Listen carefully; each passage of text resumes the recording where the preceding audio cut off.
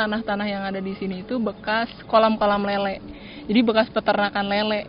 Cuma karena udah bangkrut, jadi ya udah tanah-tanah ini orang-orang manfaatin untuk pertanian. Cuma sekarang malah nggak ada sama sekali. Saya ini adalah pencetus dari Saung Baca Suradita. Saung Baca Suradita itu adalah tempat di mana anak-anak bisa belajar mengekspresikan mimpi-mimpi mereka untuk akhirnya mereka bisa berani sama mimpi-mimpinya. Dari situ sebenarnya tujuan utama saya adalah banyak anak-anak di sini yang putus sekolah, lagi nggak ada aktivitas. Jadi tempat ini yang tadinya cuma saya pikir untuk naruh buku dan mereka bisa baca, ternyata nggak efektif. Gimana caranya saya ngebuat tempat ini bisa lebih luas lagi jangkauannya. Jadi saya buat kegiatan-kegiatan yang akhirnya bisa membuat anak-anak mau datang ke sini. Awal mulanya banget itu kita adain belajar bersama. Cuma belajar, mereka ada PR di rumah, kerjain di sini bareng-bareng. Diajarin sama saya dan ada adik-adik yang kebetulan sekolahnya udah SMP atau SMA. Mereka makin antusias untuk datang. Makin banyak orang-orang juga yang akhirnya nyumbang buku, nyumbang fasilitas kayak papan tulis, terus meja belajar gitu. Ketika saya akhirnya bisa berkuliah, saya berpikir, bisa nggak ya anak-anak di desa saya sendiri itu bisa punya kesempatan yang sama untuk akhirnya bisa berkuliah. Karena saya tahu background keluarga saya pun adalah keluarga yang cukup untuk makan dan sebagainya. Cuma untuk pendidikan, untuk akhirnya bisa sekolah tinggi itu tidak cukup gitu. Jadi gimana caranya saya bisa berjuang SMP SMA untuk nyari beasiswa. Terus akhirnya saya bisa berkesempatan untuk kuliah. Terus saya berpikir, nanti anak-anak ini bisa nggak ya seperti saya yang memperjuangkan mimpi-mimpinya untuk bisa bersekolah. Nah, dari situ saya akhirnya ngebuat wadah ini, minimal mereka percaya dulu sama mimpi-mimpinya. Mereka bisa seperti apa yang sudah saya contohkan. Saya kan sudah lulus kuliah gitu. Jadi saya pengen anak-anak minimal punya keinginan dulu untuk memperjuangkan apa yang mereka mau.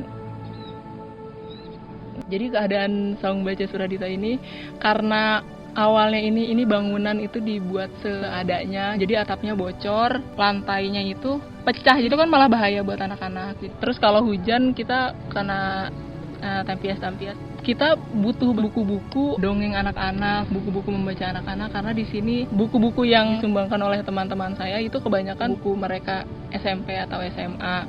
Sedangkan kebanyakan anak-anak di sini itu masih TK, SD, PAUD kayak gitu. Jadi kita kekurangan buku-buku itu. Sejauh yang udah saya jalankan, relawan yang saya dapat itu dari relasi teman-teman saya, dari teman-teman SMP, SMA, kuliah yang datang.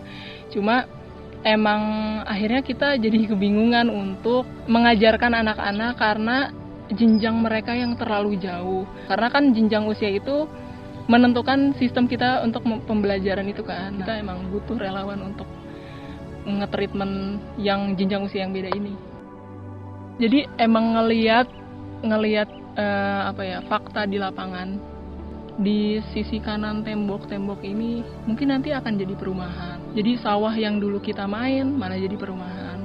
Karena pendidikan orang tua, mindset mereka adalah ketika mereka punya lahan, mereka tidak menggunakan lahan itu untuk mereka olah sendiri gitu, akhirnya kan menghasilkan uang. Sedangkan ini adalah dulu tanah kita sendiri, tapi malah kita yang jadi budak bagi mereka gitu. Nah, aku tuh pengen anak-anak nanti yang akhirnya yang ada di Saung Baca ini ngelihat situasi di sini, mungkin ketika mereka dewasa, anak-anak ini udah besar, mungkin udah bekerja, terus di sini udah jadi rumah dan sebagainya. Aku pengen anak-anak itu nggak cuma jadi penonton. Aku pengen mereka ngebangun kampungnya sendiri. Jadi kalau misalkan berat ya berat, cuma ini kan untuk kebaikan bareng-bareng gitu. Kita kalau punya satu kebahagiaan kecil aja, kebahagiaan itu bisa kita perluas lagi. Ketika kita ingin bahagia, jangan melihat bahagia itu besar dulu. Bahagia itu dibuat dari hal-hal yang kecil dulu. Jadi satu kebahagiaan kecil itu bisa jadi kebahagiaan yang besar.